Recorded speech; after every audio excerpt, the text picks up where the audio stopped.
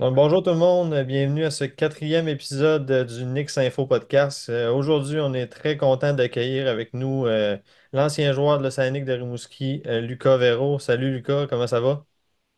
Salut, ça va bien, vous autres? Yes, ça va Hey, bien. merci. Pour commencer, merci d'avoir accepté l'invitation. Ouais, merci, Euh, merci de m'avoir invité. Ça fait plaisir. Euh, pour débuter, Lucas, est-ce que tu peux nous expliquer un peu ton parcours dans le hockey avant d'arriver, mettons, dans le junior là, avec l'Océanique? Ouais, comme tout le monde, tu sais, j'ai commencé par le novice, ensuite l'atome, puis oui, puis tu sais, j'ai tout le temps joué à Rimouski ou dans les alentours de Rimouski. Puis oui, j'ai commencé avec, c'était la structure TGV à Montjoly dans le 2A. Par la suite, au niveau Bantam, j'ai commencé ma première année dans le Bantam 2A. Mais ensuite, toute cette structure-là a tout déménagé à Rivière-du-Loup. Puis Montjoly, ils ont comme instauré la LHPS, plus au niveau scolaire. Donc, j'ai continué mon parcours avec eux pour finir en secondaire 5 à l'école de Paul Hubert avec le Select de Rimouski. Puis par la suite, j'ai été invité au camp, puis j'ai joué pour le Saguenay. Justement, comment tu as su que l'organisation t'avait invité à son camp? Ça a été quoi ta réaction face à ça? Est-ce que tu as été surpris un petit peu qu'il t'ait invité? Ouais, dans le fond, c'était après Noël, pendant ma saison M18 à Rimouski. J'ai eu un appel de Pierre, ben, j'ai eu un texto de Pierre Rioux, qui était assistant DG pendant ce temps-là. Puis il m'a dit qu'il était intéressé à vouloir m'inviter au camp de l'Océanique de Rimouski. Mhm. Donc j'ai commencé à parler un peu avec lui. Puis un moment donné, pendant une game de l'Océanique, il m'a dit: Ah, tu viendras me voir entre deux périodes. Puis tu sais, j'étais allé le voir, puis j'avais parlé un petit 5-10 minutes avec, puis ça avait bien été. Donc c'est par la suite que j'ai eu l'appel pour dire qu'il m'invitait officiellement au camp de l'Océanique. Puis ta réaction, justement, ça a été quoi là, quand t'as eu Mais l'appel qu'on t'invitait?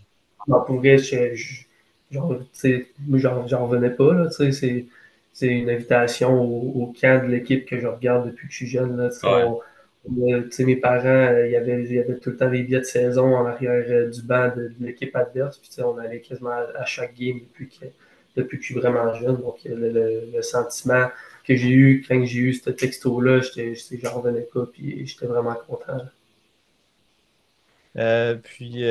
Comment s'est passé ton premier camp pour toi, là? Comment tu l'as vécu, ton premier camp avec l'équipe en 2019? Ouais, ben, tu sais, quand j'ai su que j'étais invité pendant l'été, je me suis bien préparé. Mais, tu sais, je parlais à mon coach, c'était Eric Plourde, dans l'M18. Puis, tu sais, il me disait, tu sais, laisse ta carte de visite. Tu sais, on sait jamais ce qui peut arriver. Puis tout. Fait que, tu sais, moi, j'arrivais là en tant qu'invité. Donc, j'avais pas de pression. Puis, tu sais, je m'attendais à rien. Je me disais, je dois travailler le plus fort que je peux. Puis, il arrivera ce qui arrivera. Mais, tu sais, dans les premières semaines, ça a vraiment, vraiment bien été. Donc, tu sais, après ça, j'ai passé les premières coupures, j'ai passé les deuxièmes coupures. Puis après ça, j'ai commencé à plus y croire un peu. Puis quand j'ai su que je faisais l'équipe, là, tu sais, j'étais vraiment sur un nuage, là, tu sais, j'en revenais pas. Tu as commencé dans une bonne année aussi, hein, déjà le 25e avec la dernière année à Lafrenière. Ça a dû être. Y a-tu une petite pression supplémentaire de dire que tu joues probablement avec le meilleur joueur dans la ligue à cette année-là? Ouais, ben tu sais, je dirais pas une pression, je dirais plus que j'ai vraiment appris de ce joueur-là. Quand tu joues avec un joueur de ce talent-là, puis avec le potentiel qu'il avait, on s'entend quand il était junior, Ouais. c'est comme s'il jouait avec des enfants sur la glace. Fait que, tu sais, j'ai vraiment pu apprendre de ce joueur-là, puis je pense que ça m'a fait progresser aussi. Puis, tu sais, c'est un gars qui aimait se montrer l'exemple, puis, tu sais, il était bon avec nous autres aussi. Que, juste de voir un joueur comme ça,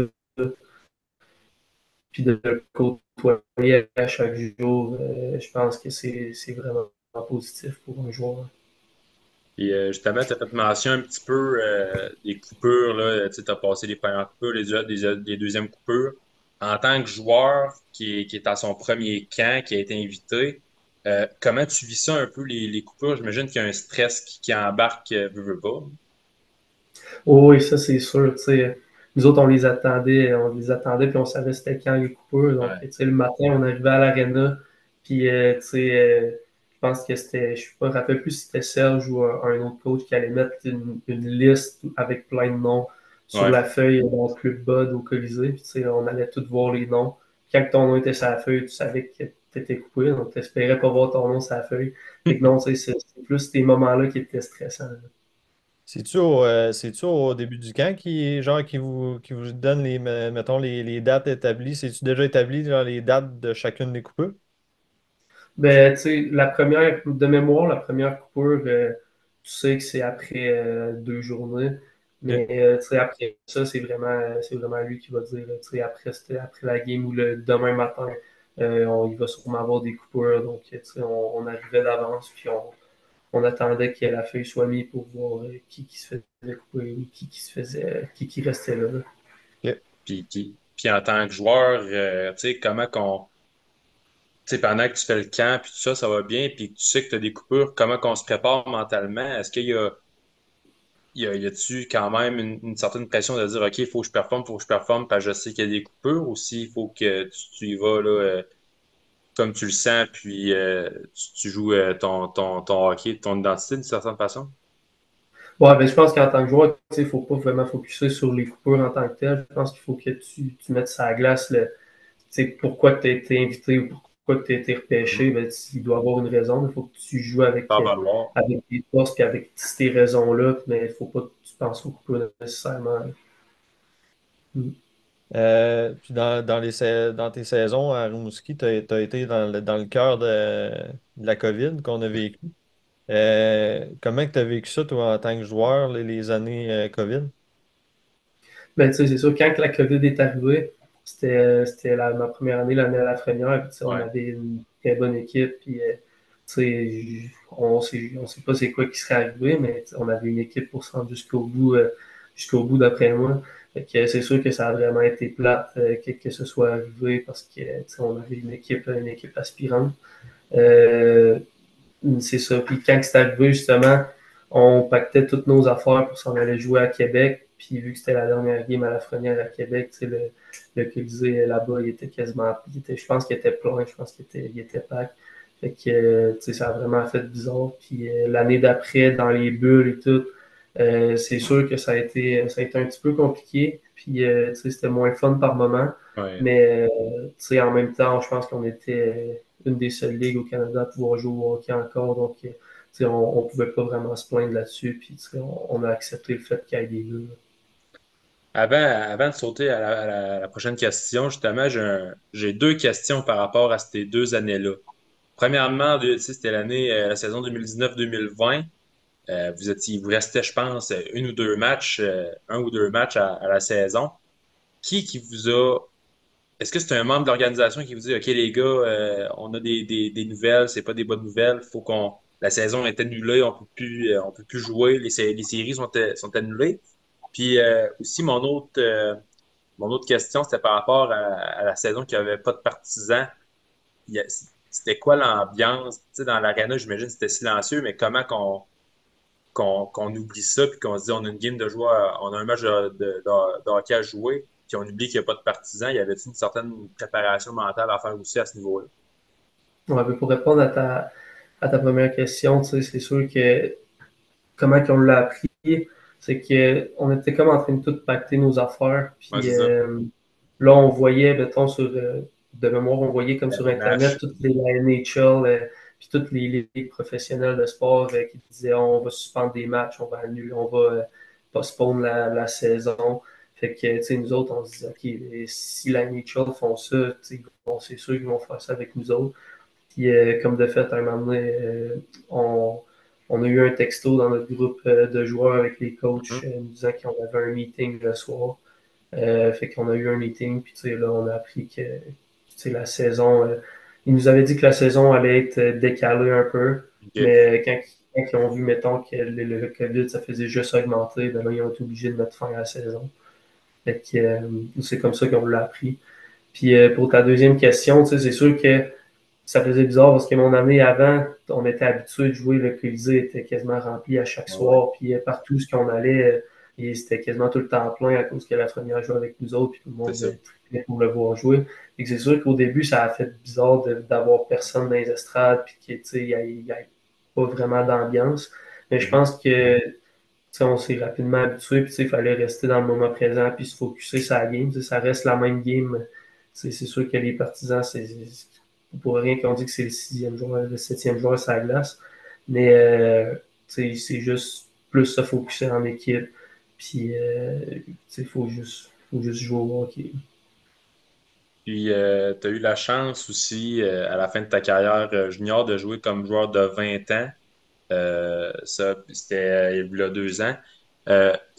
C'était quoi la fierté d'être un joueur de 20 ans, puis aussi d'être un joueur de 20 ans qui vient de Rimouski? C'était quoi la fierté, puis y avait-tu un peu une certaine responsabilité reliée à ça? Ouais, mais tu sais, c'est sûr qu'en tant que joueur de 20 ans, il y en a pas beaucoup dans la ligue. Donc, juste Non. en partant, c'est quelque chose que tu peux être fier. C'est un accomplissement, mais de jouer à 20 ans dans ta ville, c'est encore quelque chose qu'il faut plus que tu le représentes. Puis j'avais vraiment mon rôle à cœur. Puis je pense que j'ai essayé d'être présent le plus aussi, Ouais. le plus possible dans la société avec Rimouski pour que ce soit dans les écoles avec les jeunes ou aider les personnes. Fait que, ça aussi, c'est un rôle qu'on voit peut-être un peu moins en dehors de la glace, mais qui est vraiment important aussi. Puis, sur la glace, jouer devant la famille et amis à chaque soir quand on joue à la maison, c'est vraiment quoi qui est spécial. Là. Donc, puis pas juste à 20 ans, pendant toutes mes années juniors, c'est vraiment de quoi que j'ai apprécié. Donc, mais à 20 ans, c'est encore un step de plus. Puis on a parlé un petit peu tantôt, là, les séries contre Shawinigan, que ça s'est terminé, mais comment tu as vécu les deux séries en 2021 et 2022 contre Shawinigan puis contre Saint John, que veut pas, tu sais, tout le monde en parlait, vous avez causé des certaines surprises? Ouais, non, c'est ça. C'est avant les séries contre Shawinigan, ils ont comme tout remixé le classement. Puis, on n'était même pas supposé pogner Shawi, je pense, dans cette année-là. Puis finalement, ils ont tout remixé. Fait que on a fini par pogner Shawi. Fait que, on savait qu'il y avait vraiment une bonne équipe de hockey avec les Maverick Bourque, Bourgault, Nadeau, Mascotte, Bergeron, Adef qu'on venait d'échanger à Shawi. Fait que, on savait qu'on avait un gros défi devant nous, mais je pense qu'en série, tout peut arriver parce que c'est une nouvelle saison. Fait que, on s'est juste préparé du mieux qu'on pouvait, puis on a étudié chaque joueur de Shawinigan en équipe avec le coaching staff, puis leur stratégie, puis tout. Fait que quand le puck a droppé à la première game, on savait notre plan de match. Fait que, on a réussi à causer la surprise. Là. Puis pour la même chose pour Saint John, c'est les Hauts de la Coupe Mémorial. Ils ont une équipe jump pack et ils étaient vraiment bons. Fait qu'on s'est juste focusé ensemble, puis on s'est préparé de la meilleure façon qu'on pouvait en étudiant chaque joueur, puis en étudiant leur plan de match, leur unité spéciale, puis tout. Fait que je pense que on a tout stick together, puis je pense que c'est ça qui a fait qu'on a gagné. Puis, j'ai une question aussi par rapport qui vient que j'ai pensé. Le dernier match de la série contre Saint John, puis on en a parlé aussi avec Mathis Gauthier qu'on a eu dans un podcast précédent. Euh, le match, c'est le match d'une vie pour Amerla, votre goaler, votre gardien. Je sais pas où ce que tu étais sur la glace ou sur le banc, mais quand que la sirène a sonné en fin de troisième, vous avez finalement battu, puis vous avez en fait forcé un match numéro 5 à Saint-Jean. Comment vous vous êtes senti? Est-ce que vous aviez encore plus le couteau entre les dents de dire on va aller gagner le match à Saint-Jean? Oh oui, ça c'est sûr, sûr, sûr. Comme tu dis, Hammer, là, il a volé le match. Puis à la fin de la game, quand on a gagné dans la chambre, là, on était vraiment contents. Puis on savait qu'on venait de tourner la série. Là. On savait que la pression Ah était oui. pas sur nous autres, puis était vraiment sur Saint John. Fait que, comme tu as dit, le couteau entre les dents, on est allé là-bas, puis on s'est dit, on donne tout ce qu'on a à donner. Puis nous autres, on n'a aucune pression. Là. La pression est toute de leur bord. Fait que ça a fini comme ça a fini, puis on a gagné la série. Ouais. Puis de battre une équipe qui par après, va gagner la Coupe Mémoriale. Y a-tu une valeur ajoutée dans cette victoire-là quand même? Ouais, non, ça c'est sûr. Tu sais, on se dit, on les a sortis en première ronde, puis ils s'en vont gagner la Coupe Mémoriale après. Fait que, tu Ouais, sais, c'est sûr que ça peut être une fierté de plus, là. Puis la même affaire pour Shawi, qu'eux autres, ils l'ont gagné aussi. Fait que, tu sais, quand ils ont gagné, tu sais, on s'est dit, crime, ok, on a battu cette équipe-là. Fait que, tu sais, on doit être une méchante bonne équipe, nous autres aussi. Fait que, tu sais, c'est sûr que c'est tout le temps le fun. puis j'ai une autre question aussi, tu sais, on le sait souvent pendant tu sais, les voyages en autobus, on entend dire souvent que pendant une victoire, ça fait un peu plus, puis pendant une défaite, c'est plus silencieux. Toi, de ton œil de joueur, pendant toutes tes saisons juniors, c'était comment l'ambiance dans l'autobus sur la route, soit après une victoire puis après une défaite? Puis si tu veux aussi parler de c'était quoi l'ambiance dans l'autobus après le cinquième match contre Saint John, ça pourrait être pas ça pourrait être bien intéressant. Mais c'est ça, en gros, l'ambiance dans l'autobus, c'est comment après une victoire ou après une défaite? Ouais, non, mais c'est sûr qu'après une victoire, c'est pas mal plus festif. Souvent, les gars, mettons, on mange, puis après ça, on se retrouve tous dans le pit en arrière où il y a les deux tables. C'est là, on jase, puis des fois, on amène les jetons de poker, puis on joue une petite game de poker en jasant, puis on a bien du fun. Mais tu sais, après une défaite, là, c'est sûr que c'est plus silencieux, puis tu sais, on essaie de pas trop parler parce qu'une défaite, mettons, c'est pas tout le temps le fun, là. Mais tu sais, là, c'est rare qu'on fait des cheering en arrière de l'autobus après une défaite. Là. Ça, c'est vrai, ce que tu disais tantôt. Ouais. Puis après la victoire contre Saint John, on n'est pas revenu en autobus direct après. En fait, on est OK. allé à l'hôtel. Fait que, on s'est ramassé dans une chambre d'un des gars. Je pense que c'était dans la chambre à moi puis du moins. Puis, tu sais, on a jasé, puis, tu sais, on parlait, puis, tu sais, on a jasé quand même longtemps, puis après ça, on est allé tous se coucher parce qu'on partait tôt le lendemain. Mais Ouais. c'est sûr que c'était vraiment un sentiment incroyable d'avoir sorti les Lions de la Coupe Mémoriale. Là. Fait on a été capable de fêter ça un petit peu pareil. En finissant avec l'Océanique, après ça, tu t'es aligné avec les GGs d'Ottawa. Euh, comment tu as vécu ta première saison avec eux là-bas? Ouais, ben c'est sûr que, tu sais, au début, mettons, ça a vraiment été différent.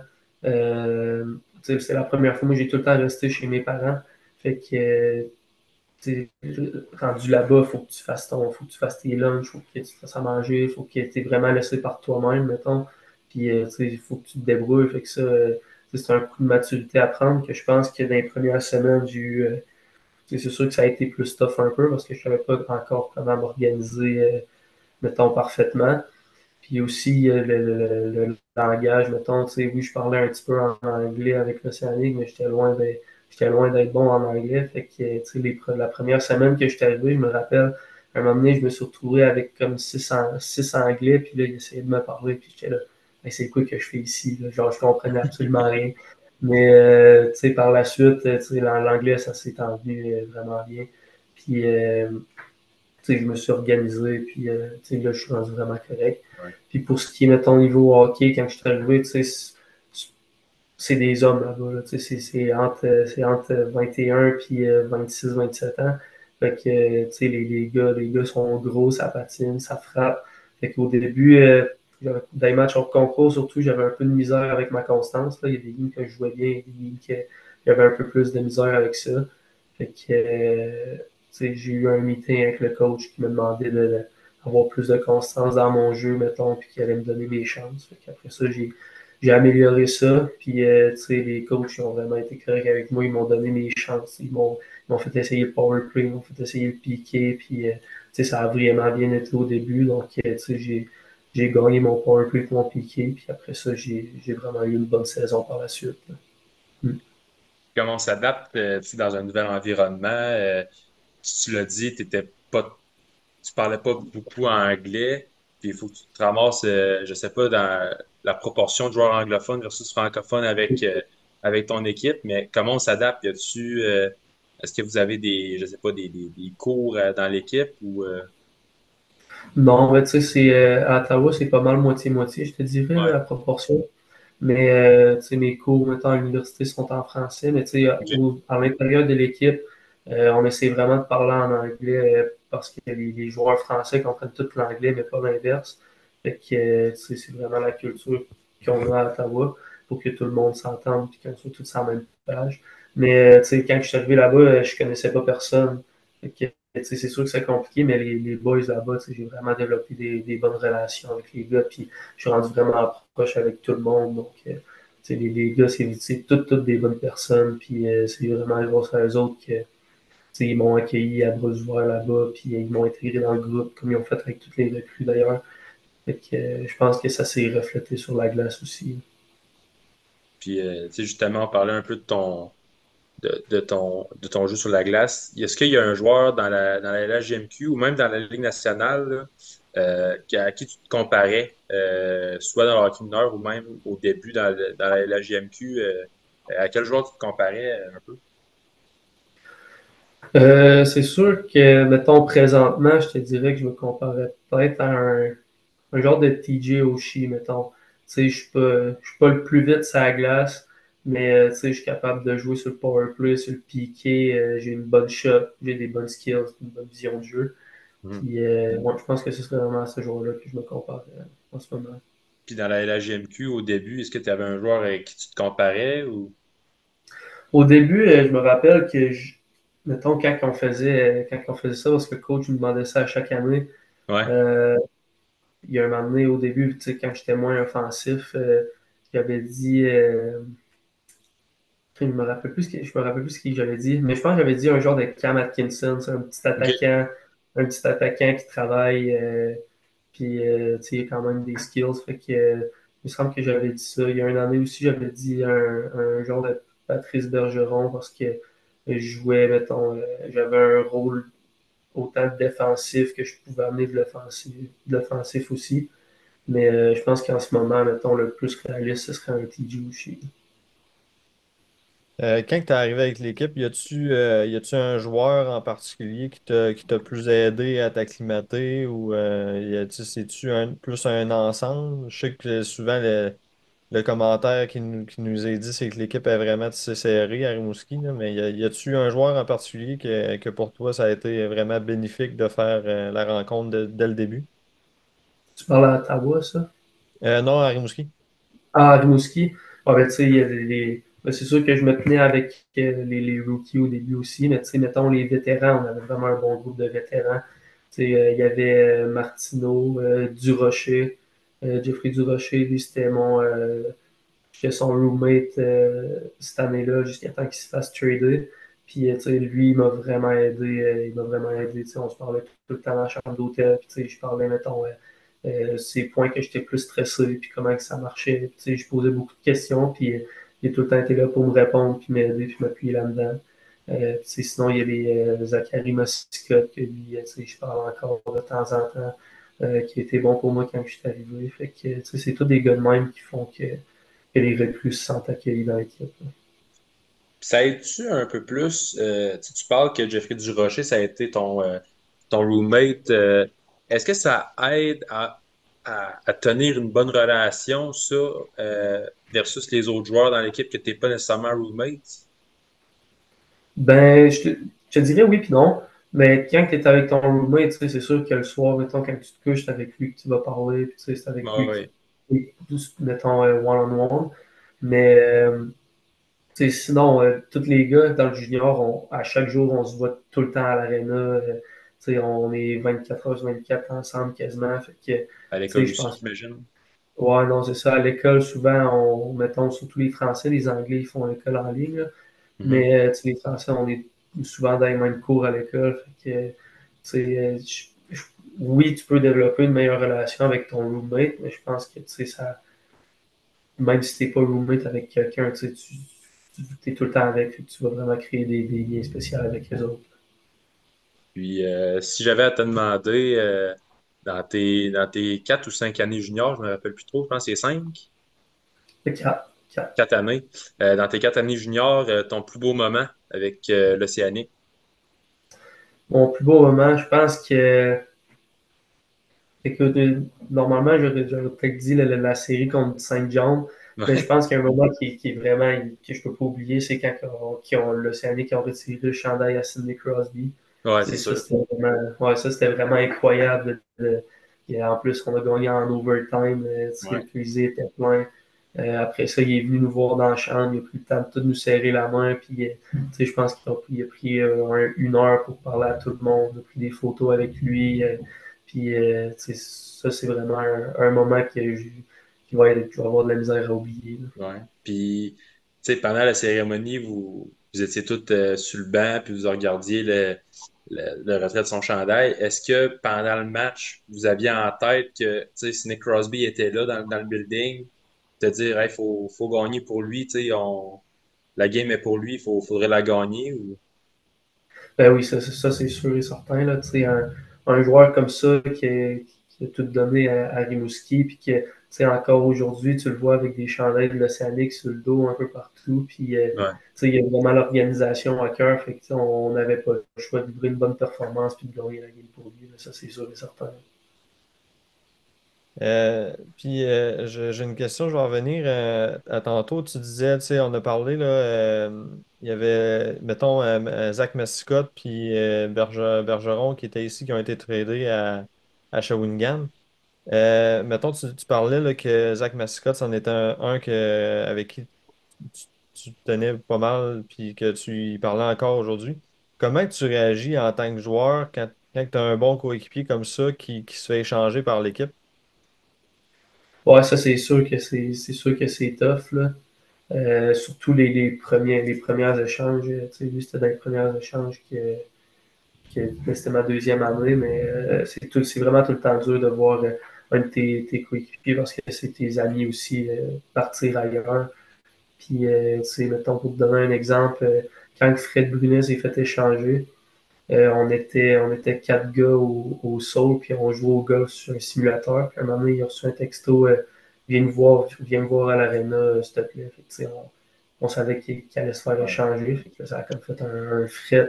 Puis on a arrêté ça là, puis il est parti. Puis on s'est assis, puis on avait toutes les larmes aux yeux, les trois gars qui étaient là. Puis, c'est parce que tu crées des liens spéciaux avec les gars, quelqu'un qui s'en vont, puis tu es habitué de voir à chaque jour. C'est sûr que c'est des personnes qui vont te manquer pour le reste de l'année, là. Fait que, non, c'est sûr que c'est tout le temps difficile les échanges. Puis ça glace, mettons, le premier match que tu as joué contre Bergeron, contre Mascotte, pendant la glace, y a-tu des jokes qui se disent durant un arrêt de jeu ou tu sais, comment que ça se passe à ce niveau-là? Ouais, mais tu sais, je me rappelle, Serge, il aimait pas ça bien quand on parlait à. Il s'est fait avertir là-dessus, là. Fait que Ah, j'essayais de faire des jokes avec mes anciens coéquipiers et mes chums sur la glace, là. Mais, tu sais, c'est sûr que des fois, on va se parler, mettons, à des face-off ou quoi de même. On va essayer de se dire un petit quelque chose, là. Mais, tu sais, ok. on se fera pas de cadeaux, ça, c'est sûr. Je me rappelle d'une série, Mascotte, il me donnait pas mal de cross-check, puis ça le dérangeait pas trop, là. Fait que, quand on est sur la glace, il n'y a pas trop d'amitié. Ouais. Pour terminer, qu'est-ce que tu dirais à un joueur là, qui rentre dans la ligue, dans le junior, mettons, avec l'Océanique? Je dirais de profiter de chaque moment parce que ça pourrait, c'est un classique. Là, les vétérans me disaient ça aussi. Puis dans ma tête, je suis là, ben, voyons donc, mais ça passe vraiment vite. Passe vite, Puis ouais. profiter de chaque moment, surtout avec une organisation comme l'Océanique, c'est une organisation A1.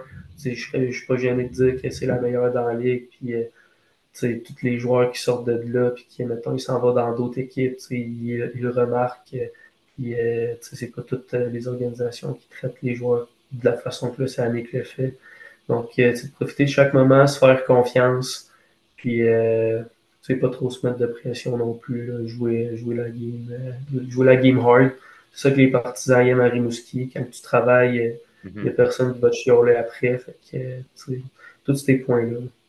Je pense que Rimouski a élevé les standards un petit peu là, au niveau de non seulement de la Ligue de la LHMQ, mais aussi de la Ligue canadienne. Je pense que les joueurs sont toujours bien traités, puis même les partisans donnent un plus-value aussi sur l'expérience Oh, que les jeunes ont à Rimouski. Là. Je pense que ça a vraiment été une des organisations c'est sûr, on a un parti pris, on est une page qui parle de l'Océanique, c'est notre équipe préférée, mais même de nous, de notre œil de partisan, on le sent que c'est un des plus beaux, pas nécessairement un des plus gros, mais un des plus beaux marchés de hockey junior au pays. Ben oui, tu sais, parti pris ou pas, là, il n'y a pas grande organisation que Mhm. les partisans sont comme ça. Là, tu sais, on s'en va dans les Tim Hortons. Tu sais, je me rappelle la serveuse au Tim Hortons, à un moment donné, on était trois gars, puis elle nous a payé notre café parce qu'on avait vu une bonne game là-bas. Là. Fait que, tu sais, c'est pas dans toutes les villes dans le junior que tu vas voir ça. Là. Fait que, tu sais, les partisans sont vraiment incroyables à Rimouski, puis tu sais, ils, ils amènent notre game à un autre niveau. Ouais. Avec, avec leur présence. Là.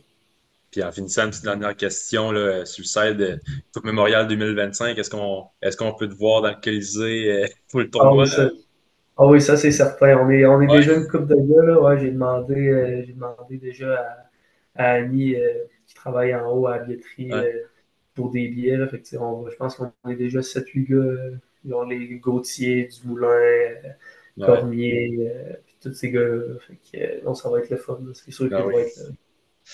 Bon, ben, c'est déjà tout pour le podcast d'aujourd'hui. Lucas, merci encore d'avoir accepté notre invitation.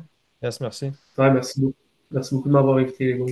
On aurait pu faire encore là, ben du temps là, à jaser de hockey. Tu es vraiment un gars très, très, très sympathique. Puis on te souhaite encore la meilleure des chances pour ta prochaine saison avec les GGs d'Ottawa. On va suivre ça de près. C'est parfait. Merci beaucoup, là. Merci. Puis merci à vous d'avoir écouté ce podcast. Puis on se retrouve pour un autre podcast qui sera notre cinquième épisode. Merci à tous tout le monde.